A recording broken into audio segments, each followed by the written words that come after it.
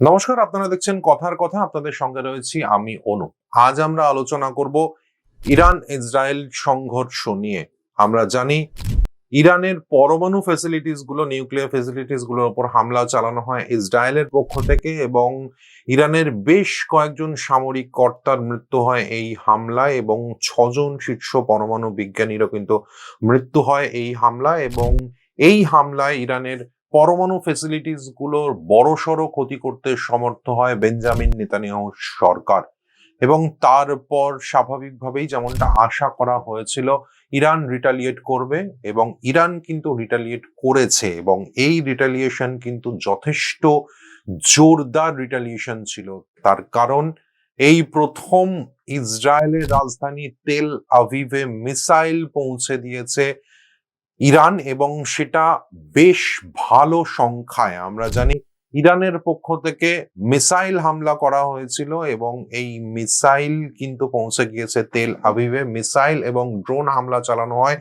150টিরও বেশি মিসাইল এবং 100টিরও বেশি ড্রোনের সাহায্যে হামলা করা হয় ইসরায়েলের রাজধানী তেল আভিভে এবং তেল আভিভের বেশ কিছু গুরুত্বপূর্ণ এলাকায় কিন্তু এই মিসাইলগুলি আঘাত হানে, এমনটাই কিন্তু জানা যাচ্ছে। এবং 2 জন নাগরিকের মৃত্যু হয়েছে, ইসরায়েলের 2 জন মানুষের মৃত্যু হয়েছে, 22 জন আহত হয়েছেন বলে ইসরায়েলের পক্ষ থেকে সরকারিভাবে স্বীকার করে নেওয়া হয়েছে। এবং এই পরিস্থিতি যে আরো ভয়াবহ হয়ে উঠতে পারে সেই আশঙ্কাও কিন্তু ইসরায়েলের পক্ষ থেকে জানানো হয়েছে, তবে তারা পিছিয়ে আসার কোন রকম কিন্তু বার্তা দেয়নি। অর্থাৎ ইসরায়েল পিছিয়ে আসবে না, এই পরিস্থিতি কিন্তু আরো ভয়াবহ হবে এবং ইসরায়েলের পক্ষ থেকেও ইরানে যে আবারও হামলা চালানো হবে সেই ইঙ্গিত কিন্তু ইসরায়েলের সামরিক কর্তারা এবং ইসরায়েলের শীর্ষ কর্তারা ইতিমধ্যেই দিয়ে রেখেছেন। এবং এই পরিস্থিতিতে ইসরায়েল ইরান এই যুদ্ধ পরিস্থিতিতে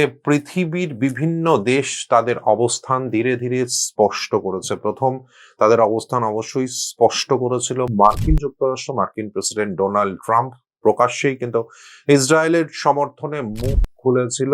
অন্যদিকে পশ্চিমা দেশগুলোর বেশিরভাগই যে ইসরায়েলের সমর্থনে এগিয়ে আসবে তা কিন্তু বলার অপেক্ষা রাখে না। অন্যদিকে মুসলিম বিশ্বের বেশ কিছু দেশ ইরানের সমর্থনে তারা কিন্তু মুখ খুলেছে। অর্থাৎ একথা বলাই যায় ইসরায়েল ইরান এই সংঘর্ষে এই মুহূর্তে দ্বিধা বিভক্ত গোটা বিশ্ব। কিন্তু ভারত, ভারত কি করবে? ভারতের অবস্থান কি হবে? ভারত কি সরাসরি ইসরায়েলকে সমর্থন করবে, নাকি তারা এই বিষয়ে তাদের নিউট্রাল অবস্থান বজায় রাখবে, যেমনটা তারা বজায় রেখেছে, এতদিন পর্যন্ত রেখে চলেছে রাশিয়া ইউক্রেন যুদ্ধে? আমরা জানি আমাদের দেশের বেশিরভাগ মানুষকে যদি জিজ্ঞেস করা হয় তারা কিন্তু বলবেন ভারতের উচিত ইসরায়েলের সমর্থনে সরাসরি এগিয়ে আসা। কিন্তু আন্তর্জাতিক আন্তর্জাতিক যে বর্তমান পরিস্থিতি, আন্তর্জাতিক যে রাজনীতির যে সমীকরণ, সেই সমীকরণে ভারতের পক্ষে কি সত্যি ইসরায়েলের পক্ষে সরাসরি এগিয়ে আসা সম্ভব? বিশেষজ্ঞরা কিন্তু বলছেন না, সেটা সম্ভবও নয়, উচিত নয়। তার কারণ, তার বেশ কয়েকটি কারণ আছে। সেই কারণগুলি নিয়েই আজকে আমরা আলোচনা করব। কেন সরাসরি ইসরায়েলের সমর্থনে ভারতের এগিয়ে আসা সম্ভব নয়? এই এই বিষয়টির প্রথম কারণ হলো, এই আলোচনার প্রথম কারণ হলো পাকিস্তান। আমরা জানি ভারতের চিরশত্রু পাকিস্তান, তারা মাঝে মাঝেই সন্ত্রাসবাদী হামলা চালায় ভারতের বিভিন্ন অংশে, সন্ত্রাসবাদী হামলা চালিয়ে সাধারণ মানুষের রক্তপাত করে এবং ভারতকে ডিস্টেবিলাইজ করার চেষ্টা কিন্তু পাকিস্তান সৃষ্টি হওয়ার পরদিন থেকেই শুরু হয়ে গিয়েছে এবং সেই চেষ্টা কিন্তু এখনো চলছে।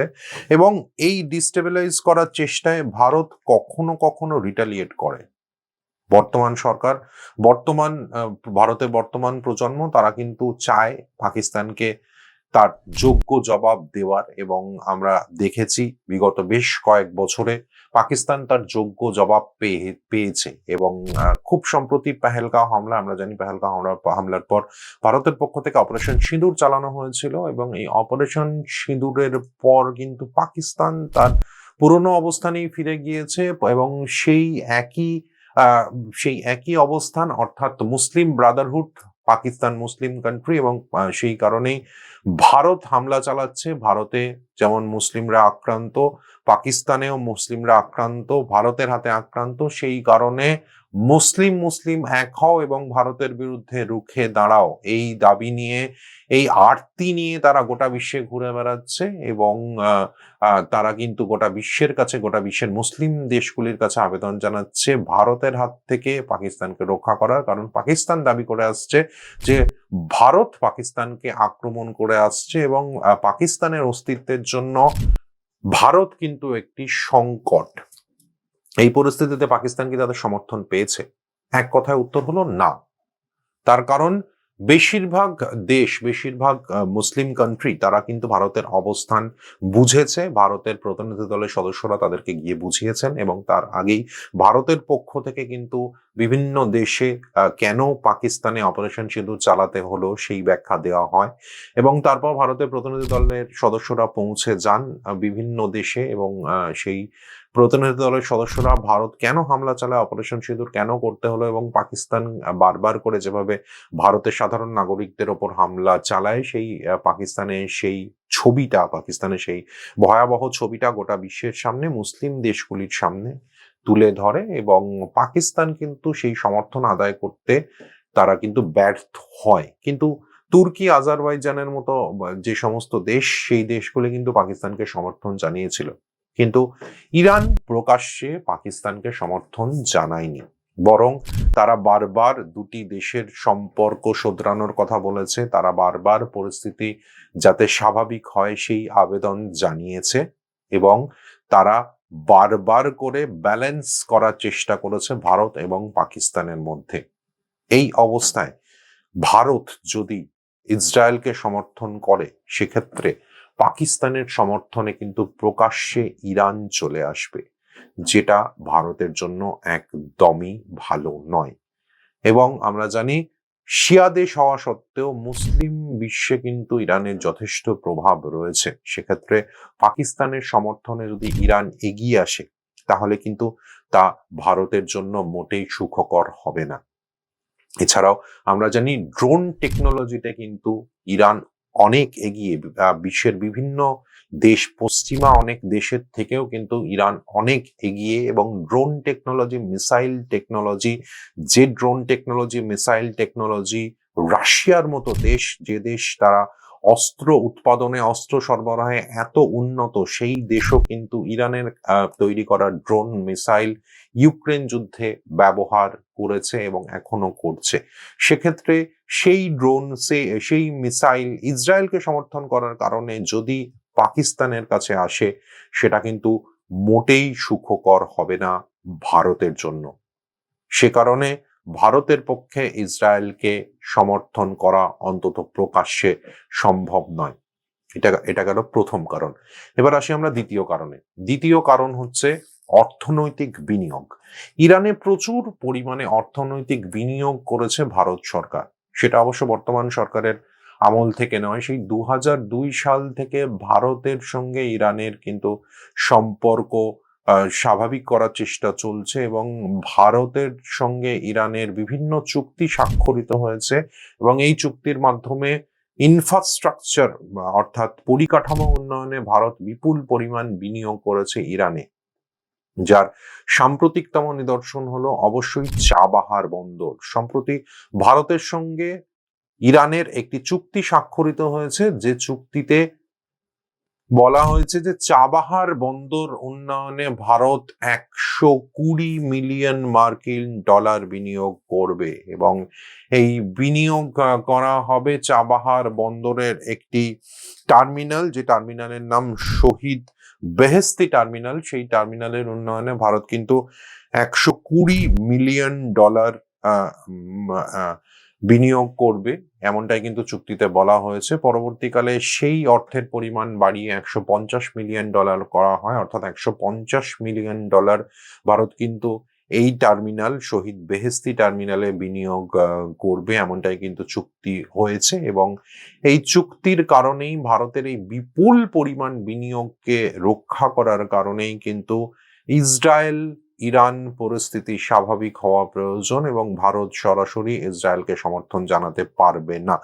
শুধুমাত্র এই 150 মিলিয়ন মার্কিন ডলারই নয়, এছাড়াও পরিকাঠামো উন্নয়নে 250 মিলিয়ন বিনিয়োগ করার কথাও কিন্তু প্রতিশ্রুতি দেওয়া হয়েছে ভারতের পক্ষ থেকে, এবং এই অর্থের অধিকাংশই ব্যয় করা হবে ইরানের ইনফ্রাস্ট্রাকচার উন্নয়নে, বিশেষ করে সড়ক পথ এবং রেলপথ উন্নয়নে, এমনটাই কিন্তু জানা যাচ্ছে। সেক্ষেত্রে ভারতের এই বিপুল পরিমাণ বিনিয়োগ রক্ষা করার জন্য কিন্তু ইসরায়েলের পক্ষে সরাসরি মুখ খোলা ভারতের পক্ষে সম্ভব নয়। এবার আসে তৃতীয় পয়েন্টে, অর্থাৎ ইসরায়েলের সমর্থনে কেন প্রকাশ্যে এগিয়ে আসতে পারবে না ভারত। তৃতীয় কারণটি হলো আফগানিস্তান। আমরা জানি আফগানিস্তান একটি ল্যান্ডলক কান্ট্রি এবং সে কারণে আফগানিস্তানে পৌঁছানোর জন্য ইরান কিন্তু অত্যন্ত গুরুত্বপূর্ণ। ইরানের চাবাহার বন্দরের মাধ্যমে কিন্তু আফগানিস্তানে পৌঁছে যাওয়া সম্ভব, অর্থাৎ চাবাহার বন্দরে ভারত পৌঁছে যাবে, সেখান থেকে সড়ক পথে আফগানিস্তানে পৌঁছানো সম্ভব। সে কারণেই কিন্তু আফগানিস্তানের সঙ্গে যোগাযোগ রাখার ক্ষেত্রে চাবাহার বন্দর অত্যন্ত গুরুত্বপূর্ণ। আমরা জানি যখন তালিবান সরকার আফগানিস্তানে ক্ষমতা দখল করে তখন অনেকেই মনে করেছিল যে আফগানিস্তানের সঙ্গে ভারতের সম্পর্ক হয়তো তলানিতে গিয়ে ঠেকবে, এবং পাকিস্তানের পক্ষ থেকে তালিবান আসার পর যেভাবে উল্লাস প্রকাশ করা হয়েছিল, যেভাবে তারা বিজয় উৎসবে মেতে উঠেছিল, তারপর কিন্তু এমনটাই মনে করা হয়েছিল যে ভারতের সঙ্গে সম্পর্ক তলানিতে ঠেকবে। বাস্তবে কিন্তু একেবারেই তা হয়নি। নর্দার্ন অ্যালায়েন্সের সঙ্গে ভারতের যে সম্পর্ক ছিল সেই সম্পর্কই কিন্তু এগিয়ে নিয়ে যাচ্ছে নরেন্দ্র মোদী সরকার। বর্তমান কেন্দ্রীয় সরকার তাদের কূটনীতির মাধ্যমে তালিবানদের সঙ্গেও কিন্তু সুসম্পর্ক বজায় রাখতে সমর্থ হয়েছে, এবং আফগানিস্তানে বিভিন্ন সময় ভারত তাদের মানবিক সাহায্য পৌঁছে দিয়েছে, এবং এই মানবিক সাহায্য পৌঁছানোর মাধ্যমে আফগানিস্তানের তালিবান সরকারের সঙ্গে তাদের সম্পর্ক সুদৃঢ় হয়েছে। শুধুমাত্র মানবিক সাহায্যই নয়, আফগানিস্তানে বিভিন্ন বিনিয়োগও কিন্তু করছে ভারত। আমরা জানি তালিবান সরকার আসার আগে নর্দার্ন অ্যালায়েন্স সরকার যখন ছিল তখন আফগানিস্তানে কিন্তু বিপুল বিনিয়োগ ছিল ভারতের। আফগানিস্তানে ড্যাম তৈরি করে দেওয়া, সংসদ ভবন তৈরি করে দেওয়া থেকে শুরু করে স্কুল কলেজ তৈরি করে দেওয়া, ইনফ্রাস্ট্রাকচার তৈরি করে দেওয়া, বিপুল পরিমাণ বিনিয়োগ ছিল ভারতের। এবং তালিবান সরকার ক্ষমতায় আসার পরই কিন্তু ঘোষণা করে ভারতের এই বিনিয়োগ সুরক্ষিত থাকবে এবং ভারতের সঙ্গে সম্পর্কে কোনো প্রভাব পড়বে না, এমনটাই কিন্তু তালিবানদের পক্ষ থেকে জানানো হয়। এবং সেই বিষয়টি কিন্তু দেখা যাচ্ছে বাস্তবে ভারতের সঙ্গে সম্পর্কে কিন্তু তালিবান সরকার আসাটা কোনো প্রভাব ফেলেনি, বরং ভারতের সঙ্গে সম্পর্ক মজবুত হয়েছে। এক্ষেত্রে ভারতের কূটনীতিকদের বাহবা কিন্তু দিতেই হয়। এছাড়াও আফগানিস্তানের সঙ্গে ভারতের সুসম্পর্ক তৈরির আরো একটি কমন ইন্টারেস্ট হচ্ছে পাকিস্তান। আমরা জানি ভারত পাকিস্তানের শত্রু, পাকিস্তান ভারতের শত্রু, একই সঙ্গে আফগানিস্তানও কিন্তু পাকিস্তানের শত্রু। কি একটু অবাক লাগলো? অবাক লাগার কিছু নেই। ডুরান্ড লাইন নিয়ে আফগানিস্তান পাকিস্তানের বিরোধ দীর্ঘদিনের, এবং সেই ডুরান্ড লাইনকে কিন্তু মানে না আফগানিস্তানে যে সরকারি আসুক তাদের দাবি ডুরান্ড লাইন অবৈধ, এবং খাইবার পাখতুনখোয়ার যে অংশ পাকিস্তান দখল করে রেখেছে সেই অংশ আসলে আফগানিস্তানেরই অংশ। সে কারণেই কিন্তু ডুরান্ড লাইন মানে না আফগানিস্তান। সে কারণে পাকিস্তানের সঙ্গে তাদের কিন্তু বিরোধ লেগেই থাকে, এবং এই বিরোধ কখনো কখনো সশস্ত্র সংঘর্ষে পরিণত হয়। এবং আফগানিস্তানের বিরুদ্ধে পাকিস্তানের আবার অভিযোগ তারা কিন্তু টিটিপি অর্থাৎ তেহরিকে তালিবান পাকিস্তানকে সমর্থন করে আসছে, এবং তালিবানদের সমর্থনে অর্থাৎ আফগানিস্তানের তালিবানদের সমর্থনেই পাকিস্তানের তালিবান তেহরিকি তালিবান পাকিস্তান তারা কিন্তু পাকিস্তান জুড়ে হামলা চালাচ্ছে, এবং তেহরিকি তালিবান পাকিস্তানের ঘাঁটি তারা আফগানিস্তানে গেড়ে রেখেছে, এবং তারা আফগানিস্তান থেকে এসে পাকিস্তানে হামলা চালায়। এবং সে কারণেই কিন্তু বিভিন্ন সময় আমরা দেখেছি আফগানিস্তানে পাকিস্তানের পক্ষ থেকে হামলা চালানো হয়, এবং তার প্রত্যুত্তরে আফগানিস্তানও কিন্তু পাকিস্তানের উপর হামলা চালায়। অর্থাৎ বুঝতেই পারছেন আফগানিস্তানের সঙ্গে পাকিস্তানের সম্পর্ক সাধারণ মানুষের চোখে যেরকম, বাস্তবে কিন্তু সেরকম নয়। আফগানিস্তানের সঙ্গে পাকিস্তানের সম্পর্ক যথেষ্ট খারাপ, এবং তালিবান আসার পর সেই সম্পর্ক শুধরে যাবে, এবং পাকিস্তানের ইশারায় তালিবান চলবে এমনটাই কিন্তু আইএসআই মনে করেছিল, এমনটাই কিন্তু মনে করেছিল পাকিস্তানি সেনা।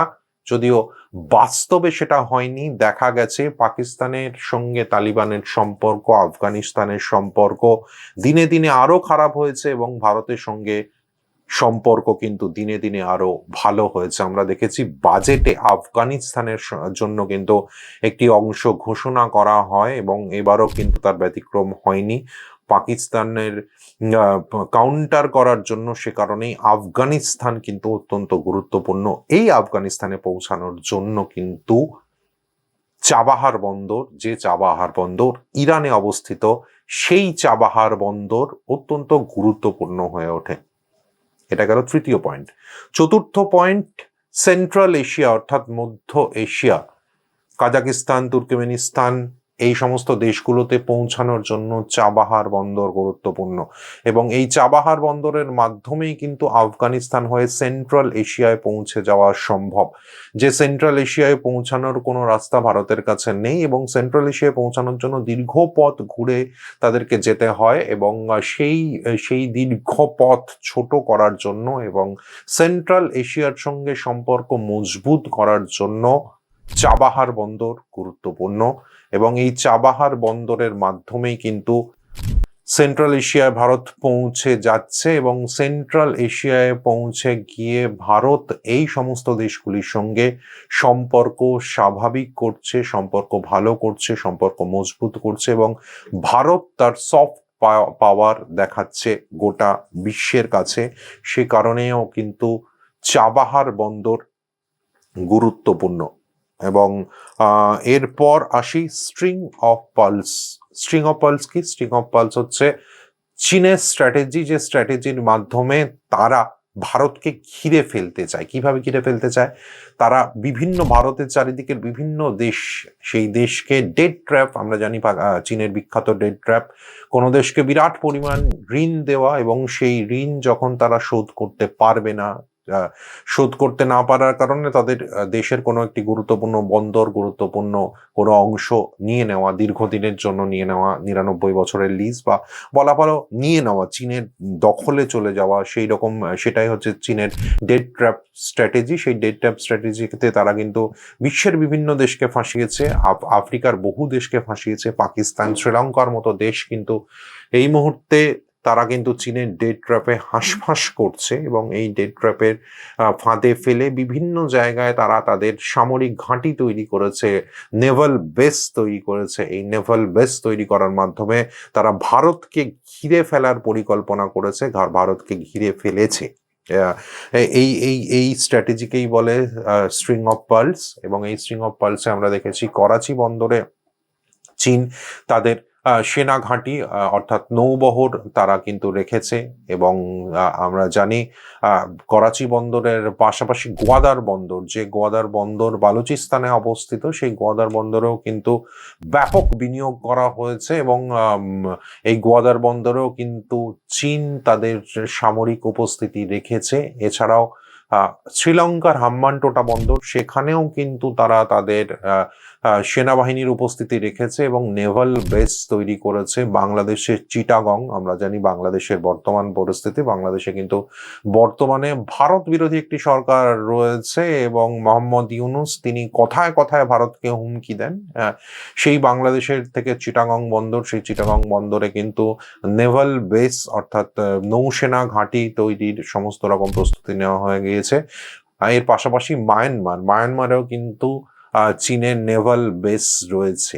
এইভাবেই ভারতকে ঘিরে ফেলার যে পরিকল্পনা, সেই পরিকল্পনাকে চ্যালেঞ্জ করতে গেলে, সেই পরিকল্পনার পাল্টা স্ট্র্যাটেজি যদি ভারত নেয়, সেই স্ট্র্যাটেজি নেওয়ার ক্ষেত্রে কিন্তু এই বন্দর অর্থাৎ চাবাহার বন্দর অত্যন্ত গুরুত্বপূর্ণ। ভারতের স্ট্রিং অফ পার্লসের যে পাল্টা স্ট্র্যাটেজি, সেই স্ট্র্যাটেজির নাম নেকলেস অফ ডায়মন্ড, অর্থাৎ স্ট্রিং অফ পার্লসকে ঘিরে ফেলা। সেই নেকলেস অফ ডায়মন্ডের অত্যন্ত গুরুত্বপূর্ণ ডায়মন্ড হচ্ছে এই চাবাহার বন্দর এবং এই চাবাহার বন্দরের মাধ্যমে আমরা জানি চাবাহার বন্দর গোয়াদার বন্দর থেকে কার্যত ঢিল ছোড়া দূরত্বে এবং চাবাহার বন্দরে ভারত তাদের উপস্থিতির মাধ্যমে চীনের কার্যকলাপ, গোয়াদার বন্দরে চীনের কার্যকলাপের উপর নজর রাখতে পারবে। সে কারণে নিরাপত্তার দিক থেকেও কিন্তু চাবাহার বন্দর অত্যন্ত গুরুত্বপূর্ণ। এরপর আসি পরের পয়েন্টে। পরের পয়েন্টটি হলো international north south transport corridor. International north south transport corridor কি? International north south transport corridor হলো সুয়েজ খালকে এড়িয়ে ইউরোপে পৌঁছে যাওয়া। এই করিডোরের জন্য কিন্তু এই চাবাহার বন্দর অত্যন্ত গুরুত্বপূর্ণ। এই করিডোরের মাধ্যমে ভারত, ইরান, তারপর আফগানিস্তান, রাশিয়া এবং ইউরোপে পৌঁছে যাওয়ার একটি অল্টারনেটিভ রুট তৈরি করার পরিকল্পনা করা হয়েছে। এই অল্টারনেটিভ রুট তৈরির ক্ষেত্রেও কিন্তু চাবাহার বন্দর অত্যন্ত গুরুত্বপূর্ণ। এবং আমরা জানি সুয়েজ খাল, যে সুয়েজ খাল মাঝে মাঝেই খবরের শিরোনামে থাকে, এবং এই সুয়েজ খাল অত্যন্ত সেন্সিটিভ একটি জায়গা। এই সুয়েজ খালকে এড়িয়ে যদি ভারত ইউরোপে পৌঁছাতে চায়, তাহলে কিন্তু international north south transport corridor অত্যন্ত গুরুত্বপূর্ণ। সেই ইন্টারন্যাশনাল নর্থ সাউথ ট্রান্সপোর্ট করিডোরের অন্যতম গুরুত্বপূর্ণ অংশ হলো এই চাবাহার বন্দর। কারণ ভারতের কান্ডলা, গুজরাটের কান্ডলা বন্দর থেকে মাত্র 550 নটিক্যাল মাইল দূরে অবস্থিত এই চাবাহার বন্দর, এবং এই চাবাহার বন্দরের মাধ্যমে ভারত কিন্তু আফগানিস্তান, সেন্ট্রাল এশিয়া, রাশিয়া হয়ে পৌঁছে যেতে পারে ইউরোপে। এবং এই পথ যদি তৈরি হয়, তাহলে কিন্তু তা সুয়েজ ক্যানেল থেকে পৌঁছানোর থেকে অনেক সহজে পৌঁছানো যাবে। কারণ সুয়েজ ক্যানেল থেকে ইউরোপে পৌঁছানোর জন্য যে সময় লাগে, তার থেকে 15 দিন কম সময় কিন্তু পৌঁছে যাওয়া যাবে ইউরোপে। সেক্ষেত্রে কস্ট এফিশিয়েন্ট এই রুট, এবং এই রুট অবশ্যই যখন পরিস্থিতি উত্তপ্ত হয়ে উঠবে, সুয়েজ খাল নিয়ে যখন পরিস্থিতি উত্তপ্ত হয়ে উঠবে, তখন এই অল্টারনেটিভ রুট অত্যন্ত গুরুত্বপূর্ণ হয়ে উঠতে পারে। সে কারণেই কিন্তু চাবাহার বন্দর এবং ইরান ভারতের জন্য অত্যন্ত গুরুত্বপূর্ণ। এবার হচ্ছে শেষ পয়েন্ট কি? শেষ পয়েন্ট আমেরিকা। আমরা জানি আমেরিকা কোনোদিন কারোর বন্ধু হতে পারে না। এই কথা বিশ্ব রাজনীতিতে সবাই মানেন। আমেরিকা কোনোদিন কারোর বন্ধু হতে পারে না। আমেরিকা নিজের স্বার্থ ছাড়া একটা কদমও ফেলে না। আমরা সেটা বর্তমান সময় অপারেশন সিঁদুরের সময় দেখেছি। অপারেশন সিঁদুরে কিন্তু তারা পাকিস্তানের বিরোধিতা করার জায়গায় সময়ে সময়ে পাকিস্তানের পিঠ চাপড়ে দিয়েছে, এবং পাকিস্তানের পিঠ চাপড়ে দেওয়ার পাশাপাশি আমেরিকার সৈন্য দিবস অর্থাৎ মিলিটারি ডেতে পাকিস্তানের ফিল্ড মার্শাল আসিফ মুনিরকে কিন্তু আমন্ত্রণ জানানো হয়েছে, এবং এই আমন্ত্রণের মাধ্যমে ভারতকে কিন্তু স্পষ্ট বার্তা পৌঁছে দেওয়ার চেষ্টা করা হয়েছে আমেরিকার পক্ষ থেকে। ভারতকে স্পষ্ট বার্তা দেওয়া হয়েছে যে ভারতকে তারা কোনোভাবেই খোলা রাখতে চায় না, এবং ভারত যাতে পরবর্তীকালে আরো একটা চীন না তৈরি হয়, সেই কারণে তারা ভারতকে চাপে রাখতে চায়, পাকিস্তানের মাধ্যমে চাপে রাখতে চায়, এবং ভারতকে সবসময় চোখ রাঙিয়ে রাখতে চায় পাকিস্তানের মাধ্যমে। সেই বার্তা কিন্তু আমেরিকার পক্ষ থেকে স্পষ্ট দেওয়া হয়েছে। এছাড়া বিভিন্ন সময় বাণিজ্যের হুমকি, ট্যারিফ লাগানোর হুমকি, এগুলো তো রয়েছে। সুতরাং এই অবস্থায় এই রকম আমেরিকা, যে দেশকে কোনোদিন কেউ বিশ্বাস করতে পারে না, যে দেশ কোনোদিন কারোর বন্ধু হতে পারে না, সেখানে সেই দেশ যদি ইরানে এসে তাদের ঘাঁটি গাড়ে, কারণ আমরা জানি আয়াতুল্লাহ খোমেনি তিনি কট্টর আমেরিকা বিরোধী, এবং আমেরিকা বিরোধ থেকেই তার উত্থান, এবং আমেরিকা বিরোধ তার রক্তে রয়েছে। আয়াতুল্লাহ খোমেনি, যিনি ইরানের সর্বোচ্চ নেতা, সেই নেতাকে যদি ইসরায়েল আমেরিকা জোট সরিয়ে দিতে সমর্থ হয়, তাহলে খুব স্বাভাবিকভাবেই, খুব প্রত্যাশিতভাবেই ইরানে কিন্তু আমেরিকার সমর্থিত কোনো সরকার বসবে, এবং সেই সরকার বসার পর তারা কিন্তু ভারতকে, আমেরিকা ইরানের মাধ্যমে ভারতকে রক্তচক্ষু দেখাবে, এবং ভারতকে সমস্ত জায়গায় তারা আটকানোর চেষ্টা করবে। পাকিস্তান এবং ইরান, এই দুটি দেশ যদি ভারতকে রক্তচক্ষু দেখাতে আরম্ভ করে আমেরিকার প্রশ্রয়, আমেরিকার মদতে, তাহলে কিন্তু ভারতের নিরাপত্তার জন্য তা মোটেই ভালো হবে না। এবং এই কারণগুলির জন্যই ইসরায়েলকে প্রকাশ্যে সমর্থন করা ভারতের পক্ষে সম্ভব নয় এবং এই পরিস্থিতিতে ইসরায়েল ইরান যুদ্ধ পরিস্থিতিতে ভারত নিউট্রাল অবস্থান নেবে, এটাই স্বাভাবিক এবং এটাই কাম্য এবং ভারত সেই অবস্থানে নিয়েছে এবং ভারত ইসরায়েল এবং ইরান দুটি দেশের কাছেই পরিস্থিতি স্বাভাবিক রাখার আবেদন জানিয়েছে। আজ আলোচনা এখানেই শেষ করছি। এই ধরনের বিষয়, এই ধরনের আলোচনা যদি আপনাদের ভালো লাগে তাহলে অবশ্যই আমাদের সঙ্গে থাকুন এবং অবশ্যই সাবস্ক্রাইব করুন আমাদের কথার কথা চ্যানেলটি। ভালো থাকবেন, সুস্থ থাকবেন, নমস্কার।